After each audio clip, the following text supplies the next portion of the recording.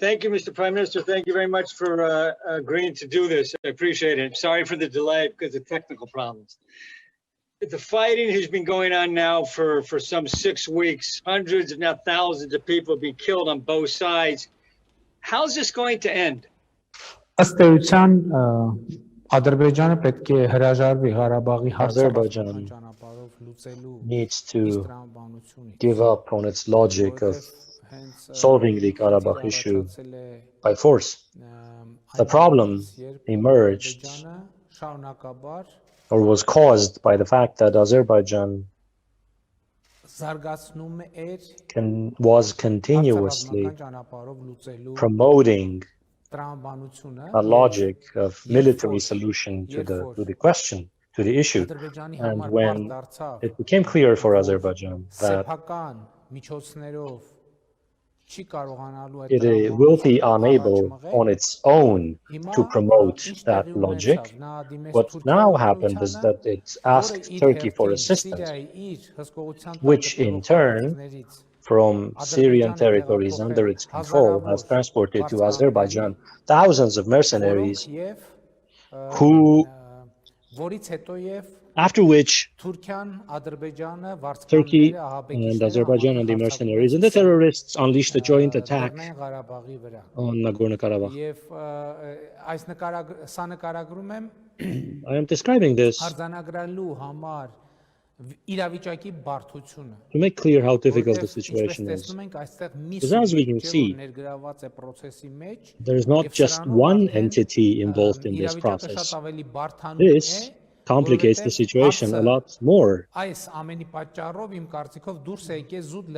think because of all of this, the issue no longer is confined to the logic of the Nagorno-Karabakh issue, because mercenaries are engaged and their presence in the region poses a threat to not only Nagorno-Karabakh and Armenia, but also Iran has stated it views it as a threat. Russia has stated it views it as a threat. And allow me to say, in my opinion, a number of recent events happening in Europe and around the world that are at least indirectly linked with what is happening in Nagorno-Karabakh. You're referring to the non-constructive position of Turkey. So the short answer to your question is Azerbaijan needs to give up on its maximalist ambitions and needs to give up on its stated policy of carrying out genocide against the Armenians of Nagorno-Karabakh. But again, I mean, this conflict has been going on now for decades. What was the trigger that sparked it at this moment? Was it Turkey? What was it? As I already said in my answer to your previous question, it was indeed Turkey's engagement which caused Azerbaijan, which was because Azerbaijan had understood that it cannot on its own find a military solution to the Karabakh issue. So it asked Turkey for help. And Turkey, in turn, recruited mercenaries and transported them to Azerbaijan. But I guess my question having its own political interest. I'm sorry, what's not clear to me is whether this was a Turkish initiative or an Azerbaijani initiative. Well, I think it was a joint initiative. I want to state that now, or in the past, we had indirect evidence and proof of the engagement of mercenaries. We now have concrete evidence. And that evidence is as follows. The Defense Army of Nagorno-Karabakh has already captured 2 mercenaries as prisoner.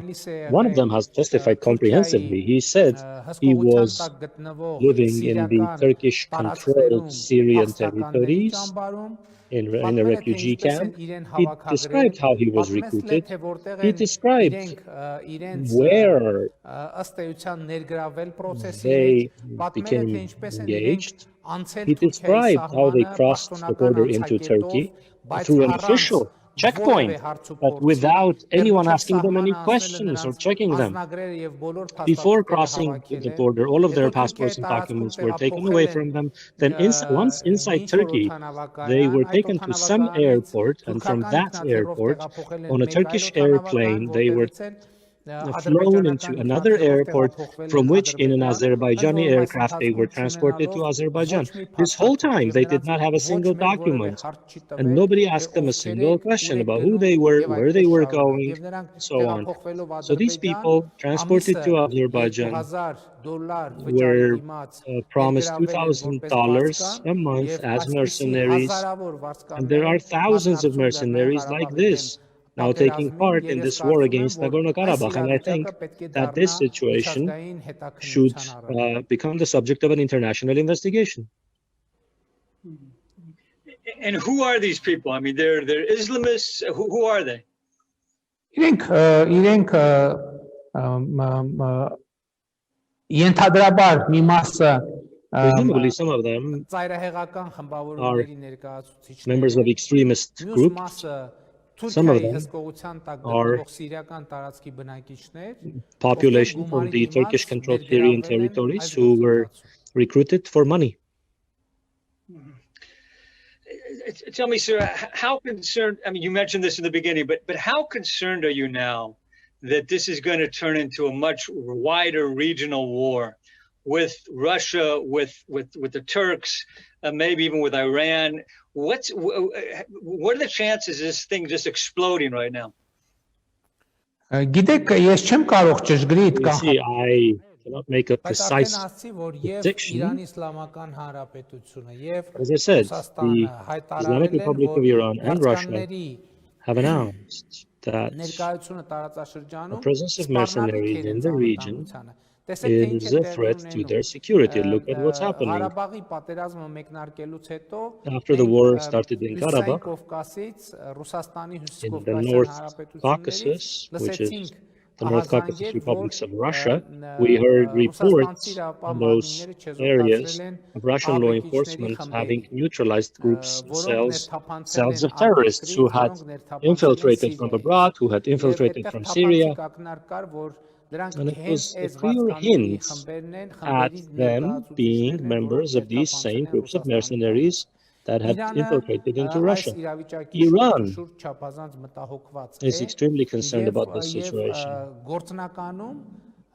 Պատերազմը միշտ էլ անկանխատեսելիության որոշակի տարր պարունակում է There is some way to predict. It's very hard to predict the course of the war. Nobody can say for sure how far this will go or how far it will not go, what the reach of this war will be. But what is important is this mechanism which I described as proven with specific evidence is a mechanism which is in place, which is working. And this mechanism now could be used in different parts of the world. And that's why I said this is Turkey's policy. And it's the continuation of the policy Turkey is implementing in the Mediterranean Sea or in its relations with Greece and Cyprus, or in Libya, in Syria, in Iraq. You see, it's a totally new mechanism that has been put in place. And this mechanism may be manifested in different places in different ways. It's very hard to tell and predict. So in this sense, I think we have entered a new field of unpredictability. For so long as the international community does not respond very specifically to this behavior by Turkey. But specifically, what do you think Turkey's trying to do? What's Turkey's aim? Reinstate the Ottoman Empire, as strange as it may sound. So the reports that yesterday you asked Russian President Putin for security assistance as part of your security treaty with Moscow. What do you want from Russia? Գիտեք, մենք ունենք You դաշնակցային see, we have հարաբերություններ Ռուսաստանի a Դաշնության partnership հետ relationship with the եւ Russian ունենք Federation, պայմանագիր and we have a համագործակցության treaty վերաբերյալ on եւ cooperation, այդ պայմանագիրը նախատեսում է and that անվտանգության treaty ընդհանուր մարտահրավերներին prescribes ընդհանուր դիմակայում եւ մենք այս a ընթացքում common response ես to the այս common ընթացքում security մշտապես կապի մեջ challenges. եմ եղել In this Ռուսաստանի time, Դաշնության I have always նախագահ been in Վլադիմիր touch Պուտինի հետ with եւ the մենք President of the անընդհատ Russian Federation, խորհրդակցությունների Vladimir մեջ ենք Putin, եղել եւ and հետեւել we ենք have always been զարգացումներին եւ consulting, and քանի we որ are watching the ռազմական developments. And գործողությունները because the ռազմական hostilities, the գործողությունները military մոտեցել են action Հայաստանի has սահմանին reached the եւ border կա of Armenia, սպառնալիք and որ there is a այդ threat գործողությունները that կարող են անմիջական that the hostilities վտանգ may ներկայացնել pose Հայաստանի a տարածքի direct համար threat to the territory պայմանագրով of the Republic of նախատեսված Armenia. ընթացակարգեր ենք մենք մեկնարկել We have որպեսզի launched մենք the procedure շարունակենք stipulated by the մեր treaty so as to խորհրդակցությունները continue our իրավիճակի հետագա consultations կառավարման վերաբերյալ for managing any future Իսկ ընդհանուր developments in the առմամբ կարող եմ situation. ասել, որ But overall, I can tell Ռուսաստանը you այս that իրավիճակում in this situation, աջակցելու համար Հայաստանին անում է այն in order to այն support հնարավորը, այն Armenia, ամենը Russia հնարավոր է այս is պահին doing եւ whatever is Հայաստանը currently ընդհանուր possible, առմամբ գոհ է and Armenia is generally Հայաստանի նկատմամբ Ռուսաստանի pleased with դաշնակցային պարտավորությունների կատարման վրա how Russia has been honoring its partnership commitments towards Armenia. Is part of employing this mechanism, this treaty mechanism. I mean, could you envision Russia sending troops to the Armenian border? Would that be something that you would want? Ռուսաստանի զորքերը արդեն Russian troops are գտնվում են already Հայաստանի սահմաններին եւ deployed նորություն չէ on the Armenian borders, and this is no news. They have always been here. And in the territory of Armenia, Russia has military base number 102. In addition to that military base, as I said already, the borders of Armenia are, including the borders of Armenia with Turkey and Iran, are guarded by the Russian border troops. And currently, the Russian border guards have representatives also along other parts of our border. Tell me, sir, who is best suited to mediate right now? I mean, the Minsk group hasn't had a lot of success over the years. Who needs to get involved to kind of calm things down? Գիտեք, իհարկե ԵԱԿ Մինսկի խումբը շարունակում է մնալ The OSCE Minsk group continues to remain the only international format for resolution of the Nagorno-Karabakh issue. But in practice, Russia is now making the most active mediation efforts as a state. And this is understandable because Russia is directly present in the region. Is there any Russia role? is a country of this region. Is there any role that you see that Israel can play in mediating the conflict, given that it has good ties with Իսրայելը հիմա շատ ակտիվորեն ներգրավված Israel is now very actively engaged in this conflict because Israeli UAVs are actively used in the war against Nagorno-Karabakh, and I think that Israel should think about the following. Mercenaries, Islamist terrorists, and Israel are now on the same side, basically. So Israel should think, is this really a convenient position for Israel? Mr. Prime Minister, I mean, you recalled your ambassador from Israel for consultations because of this issue, because of the arms sales. What steps are being taken to kind of smooth over tensions with Jerusalem over this? So are there any steps being taken? I mean, are you in consultation, discussion with Israel now about how to smooth things over? What I tell you is that these consultations are ongoing, and as I said already, the question we have formulated is the one I voiced moments earlier. I want to underline, not just for Israel, but for the international community, we need to acknowledge that now in Karabakh, in Artsakh, what is happening is a new type of international engagement being tested. Turkey has in Syria quite ample opportunities to recruit mercenaries. And this was once tried in Libya. Next, it is being tried in Nagorno-Karabakh. And who knows where it will be tried next?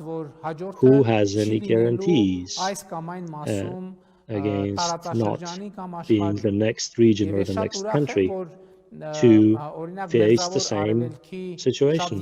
I'm very glad that many countries in the Middle East, including many Arab countries, are making a proper assessment, calling this by its name, understanding what a threat this situation poses to international peace and stability. This is a question that is not any particular state alone. It's a question for the international community as a whole. We see that international security, in the international security system, certain shifts are taking place. And those shifts also contain elements of a hybrid war, hybrid warfare. Engaging in that warfare also mercenaries, and this hybrid warfare can be manifested in different ways. It can be manifested in the ways in which we see in Nagorno-Karabakh, or it can be manifested in ways in which we are seeing in Vienna, or it can be manifested in ways in which we are seeing in Nice, in France, or in Canada. This is a question, and the question is on the table, and this question is seeking a specific answer. It's no secret that Israel has a very tense, difficult relationship with Turkey. You mentioned that one of the things that Israel should keep in mind is that it's essentially backing Azerbaijan, and in doing so is on the same side of Turkey. When you or your representatives bring this up with Israelis, what do they say? How do they respond to that? I heard the last part of your question, so I can tell you that I don't think that I should be disclosing the diplomatic exchanges, but the public question is the one I formulated. Ask that question, please. Through this interview, ask that question and ask Israel to answer publicly. What will it take for Armenia to return its ambassador to Israel? This is diplomatic practice. We will see. We want to build the right relationship with all countries. And that question will be properly answered in due time. Okay, and the last question is, in a conversation that our president, Ruby Rivlin, had with the Armenian president in early October, after you recall the ambassador, he raised the possibility of Israeli humanitarian aid. Is there anything to that? Is that taking place? Is there anything you would like from Israel? Yes, Artenasci. Well, like I said, I think that this is a question that Israel should answer, not for us, but for itself. And all the countries should do the same. When I speak with journalists from the EU, they ask me what should the EU do, or what the EU should do, and I was saying it before, what the EU should do it for itself, not for Armenia. I just ask, I'm asked to evaluate the situation, I evaluate the situation. 10 or 15 days ago, in my interviews, I was saying that if the EU fails to properly evaluate Turkey's conduct in the region, and really broadly in Nagorno-Karabakh, then they will face the consequences in Europe. And we are now seeing what's happening in Europe. I say the same about Israel. I say the same, that Israel should ask itself the question. It is now fighting de facto side by side with mercenaries against Nagorno-Karabakh. Israel should answer that question. Is this a convenient position for Israel? If it is a convenient position, God be with it. But I think that there will be specific consequences there, and you will have to face those consequences. In Europe, what I said happened within a matter of 15 days. In Israel, I don't know. Maybe 15 weeks, maybe 15 days, maybe 15 years. That's not the point. But what the point I am trying to make is that there is a totally new mechanism of a foreign policy implemented by Turkey. And clearly, that mechanism is going to be used in different places. If it is allowed to manifest itself. Today, that possibility is allowed in Nagorno-Karabakh. And we are seeing it now to start to manifest itself in Europe, in America. Who said we will not see its manifestations in Israel? I think we will see. So Israel should think whether this is a convenient position now to be with the mercenaries in the same trenches, on the same side of the trenches, and to have the same target. But when you say that there could be consequences in 15 days or 15 months or 15 years for Israel, what are you referring to, sir? I described the new mechanisms of policy used by Turkey when it has the possibility of recruiting mercenaries from its territories under its control in Syria, not unlimited but ample opportunity to recruit these people, plus its imperialistic ambitions. And those ambitions are towards the north, the south, the east, and the west. And we will be seeing manifestations of those ambitions.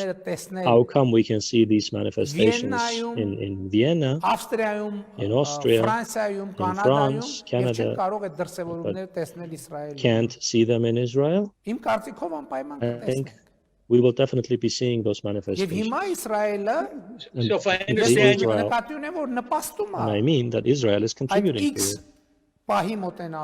So to if I that time understand coming you closer. If I understand you correctly, what you're saying is that the Turks could one day enlist Syrian mercenaries to march on Jerusalem. Is that? Yes, որևէ կոնկրետ բան նկատի չունեմ։ Ես նկատի ունեմ քաղաքական միջավայրը, քաղաքական մթնոլորտը, specific. I mean the political environment, the political atmosphere, and the gaps which have emerged in the international security system. And if there are gaps, and if there are corridors, loopholes, somebody will try to pass through them. And this is not necessarily going to happen in only one area or in two areas. There will be traffic in all possible directions. Okay, and the last question again is just the one I asked previously. Is there anything as far as humanitarian assistance that Israel could give your country right now? The answer I gave you.